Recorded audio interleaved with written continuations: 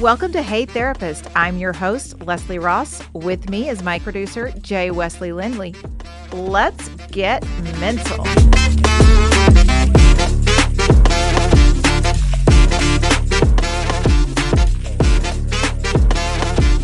Welcome back to Hey Therapist. We're still talking about attachment styles is what we're doing. And we've talked about the overall, we've talked about anxious attachment, we've talked about secure attachment.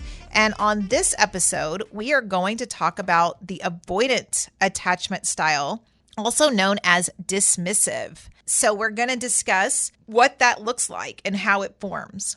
So for our avoidant attachment style, it usually comes from rejection from caregivers. So we're talking about rejection, inconsistent, emotionally distant. Maybe they were unrealistically strict. Maybe they were absent. These children will not seek out their caregiver during distress if they're displaying any of those actions because it's unsafe. A parent could be neglectful. They could actually just be very busy, right? Like maybe the kiddo is looking at them and they're not home, or they work a lot, or when they get home, they're checked out, all of those things. Yes, we need to engage with our kids, and also maybe they were just busy. On the other hand, maybe they just didn't want kids. Maybe they just ended up with kids. Maybe they don't want to have the kids they have. Maybe they don't want to take care of the kids. Maybe they have older siblings that are taking care of the kids. The kids still need that caregiver. And when we don't have a caregiver who's present, then the children develop that distrust of individuals. A parent could be, so busy or in their own mind that they're only concerned with daily living things like chores or grades, baseball, basketball, whatever it is. And they're not as concerned with emotions or feelings. But we need well-rounded children, and we need to validate those emotions and feelings. And so children who grow up with detached parents may learn that they have to take care of themselves and have lots of feelings of rejection. So avoidant adults will have a hard time with trust because of this. So when they don't trust what's going on in the home, when we don't trust people to take care of us, then we're not going to trust anyone ever to take care of us. And so it can create this fundamental ideal, again, that we're not worthy of love, right? A lot of these create that feeling. But it also creates some fundamental issues with attention or emotional safety. And they are the ones that will just power through, or they're going to do it for themselves. They may be very, very hesitant to get too close, or they're super uncomfortable with intimacy. So if you have caregivers who maybe left kiddos to fend for themselves or expected you to be independent, some people raise their kids in they're old enough that they can do it. They can take care of themselves, and, kind of the latchkey kid syndrome. They expect them to be independent. And then with that expectation, they may be reprimanding them for depending on the parent, for wanting that parent to provide love and support and emotional care. So you get rejected when you're expressing your needs or emotions, or they're really slow to respond to basic needs even. And so you learn to take care of yourself. And this is a category that has actually two subtypes. There's the dismissive avoidant, who are likely your narcissist. They have suppressed all feelings, all empathy, all sympathy. They don't care. They're going to do what they need to do, and they really don't care what people want. If they're in a relationship or they are building something with someone, it's not real. They are doing it for a purpose. They have an end goal. It's not to meet the emotional need. It's to do something else. It's to have a cover story. It's to make things look good. It's to say, well, I have a wife and kids at home, so I'm not that person, whatever it is. The other type is the fearful avoidant, and they desire closeness, but they're really afraid of it. Our avoidants avoid. They avoid closeness. They aren't comfortable sharing or displaying feelings. They protect their soloness and push off commitment.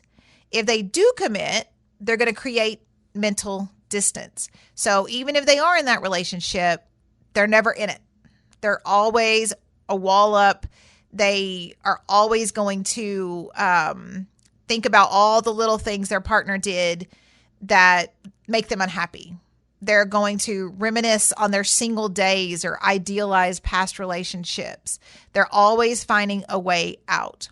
If you listened, we talked about our anxiously attached and how they are laser focused on signs of distance. Well, the avoidant is laser focused on attempts of you to control. So they're looking for that control. Instead of wanting to be super, super close, they want to be distant. They want to be with you, but not with you. And this could lead to that emotional acting out for them, which looks like making solo decisions or dismissing needs or ignoring needs. They may be the ones that flirt when you're out in public. They keep secrets, or they get close and then they pull away. And the avoidant will see, someone else's behavior as needy and controlling. So if you're trying to get in there, if you want to spend time with them, if you're asking for time, if you're asking for conversations and you're trying to get close to them, they're going to see that as needy and controlling. And it makes them feel more in control and more self-reliant when they can push you away. So it's kind of the game that they play of wanting you to want them, but they don't want to be a part of it. They do have emotional needs, but they are so scared that those needs are not going to be met, and they may be made to feel bad about their needs, that they just do it themselves. They fear that vulnerability. They fear letting someone in on their emotions. And if a person is not sticking around and being left alone, it's stronger than the want to be in a healthy relationship. They want to be left alone, but they want to be in a relationship. But it's easier for them to push you away and then you leave. It's like, okay, that's fine. Like, I can keep them at arm's length and not bring them in. If you are an anxiously avoidant person, you persistently avoid all intimacy, emotional, physical, all of the things. Now, that's not saying that you may not be out there having sex, because that's different than intimacy. You can be physical with someone and not be truly intimate with someone. If we're talking about them on the emotional, we're using the word intimate in the emotional way. They are super uncomfortable expressing their feelings because it's never been safe for them to do so. Their conversations kind of stay on the casual side, even after months of dating. It may be that person that you may have fun with and you can go out and do things with, but if somebody's like, well, what do you know about them? You're like, I mean, what was their childhood like? What was their family like? What do they do? What do their parents do? And you're like, I don't really know. We've never talked about that. It is because they're keeping you out of their inner circle. They don't want you to know about things. And they're not going to talk about future plans. And if you start talking about future plans, they're probably going to get pretty avoidant of that conversation. And they're going to push you away. They may be busy for a few days, especially after there was an intimate situation or an event that brought you two closer together. Maybe there was something emotional come up. Maybe they actually did open up to you. They're going to be scared and run away. They are not going to want to be a part of that. They may be the person that hates a label. They don't want a label. They don't want you to call them anything but the person that they're dating or talking to, or nothing. They probably would prefer you not refer to them at all with anyone. And their past relationships may have been really short and, according to them, unimportant. So it may be, yeah, I dated that person for a little bit, but it was nothing. Yeah, it wasn't, we never really got close, or something happened here or there. They're going to have a reason that there was never really any closeness. And it's because they have that difficulty trusting other people. They're dismissive of the importance of a relationship. They don't see the need for a close relationship. And they may even view them as a liability. Like, they may think, if I'm in this relationship, then that puts me at risk of whatever it is that they're afraid of being vulnerable. They're afraid of being hurt. They're afraid of, being let down again. So they do throw that wall up.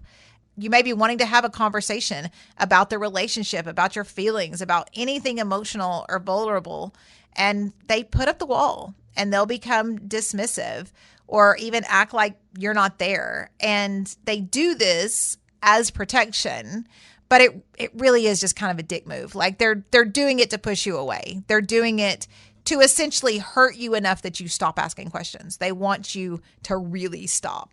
Sometimes they will slip into a happy relationship. It may be short, but it does happen because a loving relationship unconsciously stimulate the biological draw to have a partner. Like if you find someone and you accidentally get attached as an avoidant, it happens, but then you're going to be like, oh my God, what is happening? I want out of here. They will jump out of it because they don't want to need someone. They don't want to say, oh, this is normal and this is someone who's meeting my needs and my values, because they don't trust it. They have this inherent distrust of it. Now, I'll say you shouldn't ever need anyone. You should want them. They should be value added. I say that all the time. But it is okay and normal to become a little bit dependent on your partner. It's normal to know, well, when I talk to this person, it does make me happier. And that's okay. Not that you're not happy. It makes you happier. They're value added. You can depend on them. When you're having a rough day, you can call them. You can go over to their house or you go home or whatever it is, and they just make it better. And that's okay. There is a level of dependency that comes in all relationships, unless you're with an avoidant, and then they're not going to ever. They're going to push you away. And if you're with someone and you're genuinely asking for more time, more attention, more commitment, more closeness, more whatever it is, and they get a little squirmy or defensive, it's probably a sign that you're dealing with someone who is avoidant and they're really wanting to not be in this relationship, or at least not get close at this time. Because a securely attached individual is going to compromise within reason. The anxiously attached individual is going to love more closeness and need the reassurance. I cannot freaking talk. Words are hard. They're going to need that reassurance. But the avoidant is going to pull back more and more. So if this feels like you or someone there are some things that you can do.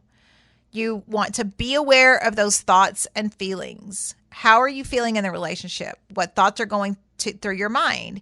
If you notice yourself being happy and then going, yeah, but I can't do that. Like, but they have this wrong with them. Or, man, they do this and it really gets on my nerves. All right, now you're just nitpicking. And that's probably because you're an avoidant. So think about that. If you're avoiding that intimacy, if you're avoiding that attachment, all of those things, then you may be an avoidant style. Challenge those negative beliefs about yourself and others. Yes, there are a lot of people out there you cannot depend on. There are a lot of people out there you cannot trust. There are a lot of people out there that will not value you, that will not keep your heart safe, that will not keep you and your personal things safe. But there's also a lot of people that will. If you're putting everyone in that first category, then it could be a really sad and lonely life, because you're going to push people away, and then people are going to leave, and then you're going to go, see, I knew it. They all leave. Well, yeah, because you're pushing everybody away. Like, people will fight for you only so long, because we shouldn't be fighting alone. And if you're not going to fight for yourself, people are going to give up fighting for you. So if you're that person that's like, people always leave, are you actually giving them a space to stay? Because you may just be keeping them on the porch. Let them in the house. Let them on the sofa. You don't have to let them in your bed, but let them on the sofa at least. Give them a fold-out chair in the living room, something. But if you push people away, people will leave. And then you're going to say, well, they all leave. Well, yeah, they do. Because people don't stay where they're not valued. And people don't stay where they're not loved. And if they are, then it's a toxic, abusive relationship, and they shouldn't be there. But if that's the case, and you want to, you can work on yourself. You can accept that part of yourself and go, listen. And your partner may know that. You can say, listen, I'm going to push you away. Like, I get to about the 2-month mark. I was watching Gilmore Girls the other night because it was on and I was needing just space filler. they were having a conversation, and one of them asked the other one, well, how long have you been dating? And she said 2 months. And she was like, oh, yeah, that's right. That seems about right. Because she was talking about breaking up with the guy she was dating. And she's like, what do you mean? He's like, you have a 2-month mark. You stay with someone for about 2 months, and then it starts getting really close, and you run away. You push them away. So if you recognize this pattern in yourself, it's most likely not all of the people you have dated. Now, you may not be picking great people, but it also probably isn't all of them. Are you pushing them away? Are you running away because of your fear? And so you want to check on that. If you need more help than that, get a professional. There's therapists out there everywhere. There's all kinds of apps for it. You can find one. If you have insurance, you can look on your insurance stuff, all of those things. And just practice being a little more open and vulnerable. And it can be very difficult, but you can start very slowly, and you can just share small things about yourself. Maybe at work, maybe with friends that you've had for a long time, but still don't know much about you. You can share a few little things and see how that works. And then you can recognize, oh, look at that. They didn't use it against me. It's not punitive. They didn't judge me. It's fine. Like, because they've shared things about themselves, I'm sure. And you're just sitting there listening because you're not the sharer. But let them share.